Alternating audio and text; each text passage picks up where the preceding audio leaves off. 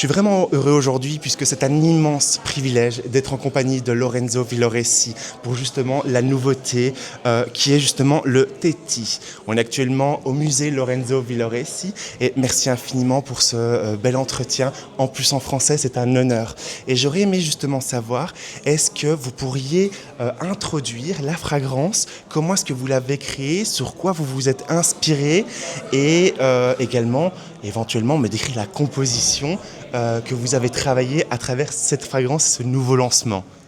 On la sent ensemble? Avec grand plaisir, on peut la sentir. J'ai hâte parce que je vous avoue que ça va être la première fois que je vais sentir la création. Hop là, je me permets. Merci. Alors, est-ce que vous pourriez me dire comment est-ce que vous avez eu l'inspiration de départ pour pouvoir créer cette fragrance, cette nouveauté de la rentrée? L'inspiration, alors j'aime beaucoup les mythes anciens, surtout mésopotamiens et grecs.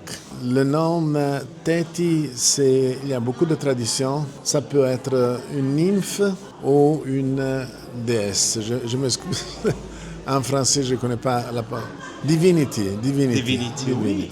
Une déesse. Une déesse, c'était bon, c'était bien. Ouais. Dans la majorité des cas, elle est une nymphe. Les nymphes sont des créatures mythiques, légendaires, évidemment. Et On les associe à des fées. si, très jeunes aussi, très joyeuses. Et je voulais donner une des idées, c'était de donner une note pétillante à la fragrance. C'était pas facile pour moi, mais même restant floral et légèrement fruité, espéridé.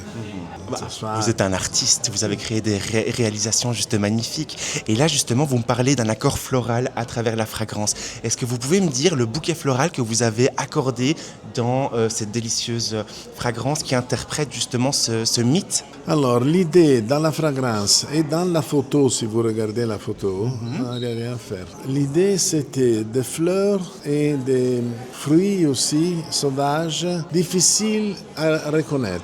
Pas, on peut sentir la rose, le jasmin. Oui. Non, c'est pas ça. C'est un peu like in a mythical state, like suspended in the air. Tout à fait. Et à travers la fragrance, je sens comme des notes fruitées pour apporter ce côté pétillant. Si.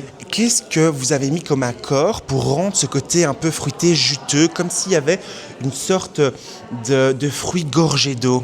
J'ai utilisé plusieurs ingrédients. Je pouvais utiliser quelques captives aussi.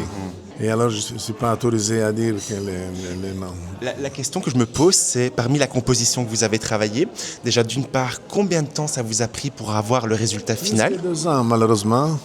Parce que la vérité, c'est que, comme vous savez, toutes les lois changent continuellement.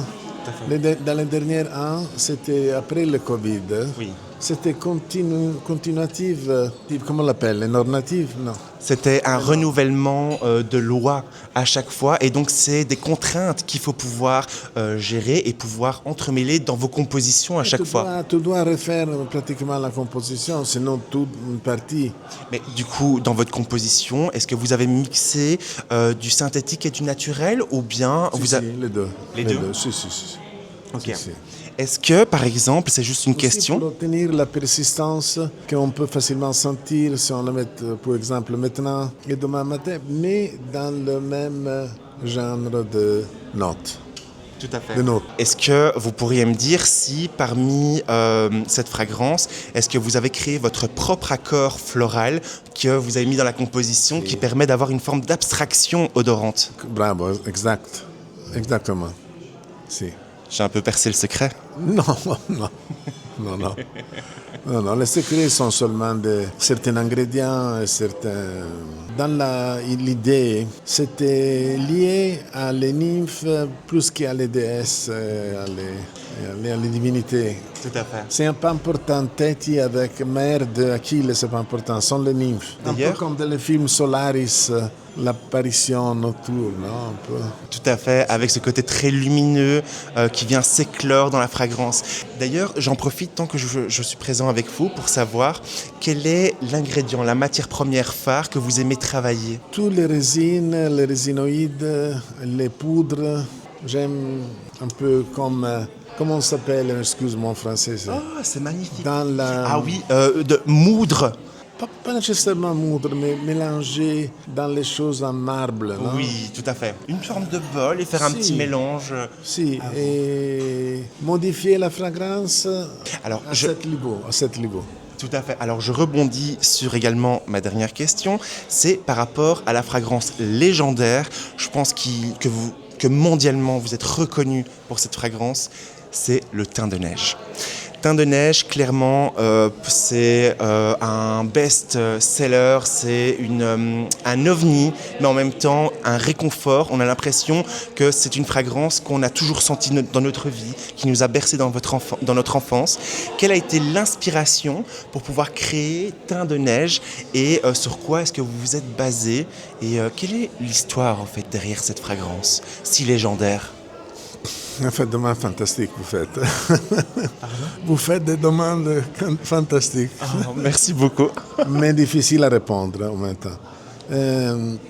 Alors, je ne peux pas dire toute l'histoire parce qu'il y a des personnes qui sont dans l'histoire.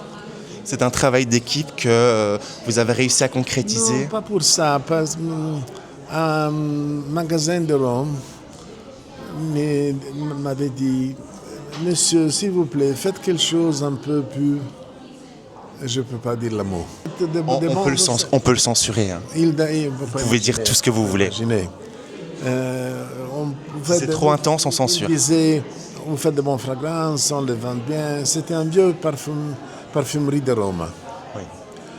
Mais pourrez-vous faire quelque chose un peu plus captivant, disons captivant, mais ce n'est pas captivant le mot. Et alors je voulais exagérer le concept de la poudre. Tout à fait, le talc. Le talc. Et à un certain point, j'avais tellement exagéré, il y avait d'autres ingrédients à mettre, que j'ai pensé de faire une bêtise, d'avoir fait une bêtise. Mais vraiment. Mm-hmm. Mais ce que tu fais, je disais à moi-même, pour un parfum, on ne sait pas. Qu'est-ce que les gens vont penser? Ouais. Oui.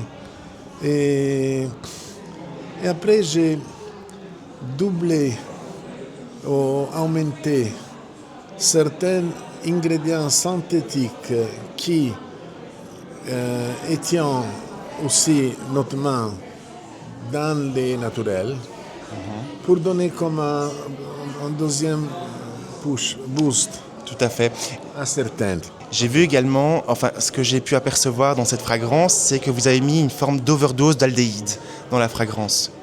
Non, pas vraiment, je penserais. Non, un peu à 10% évidemment, de C11, C2, MNA.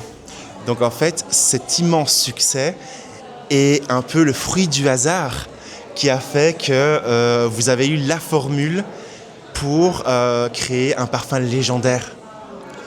C'est de la chance. Je pense que c'est de la chance parce que j'ai pensé d'avoir fait et du talent.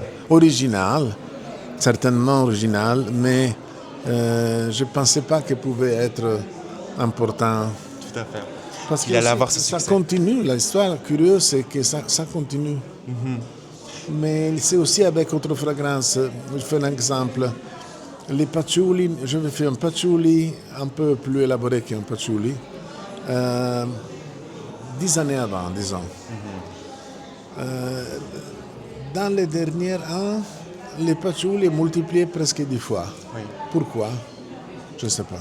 Oui, c'est vraiment les coutumes de parfumage qui a évolué, les profils olfactifs que les consommateurs veulent ont également été plus intenses et donc du coup vous avez suivi la vague et ça a aussi créé votre succès. Mais c'était déjà là, hein. C'était déjà là dans...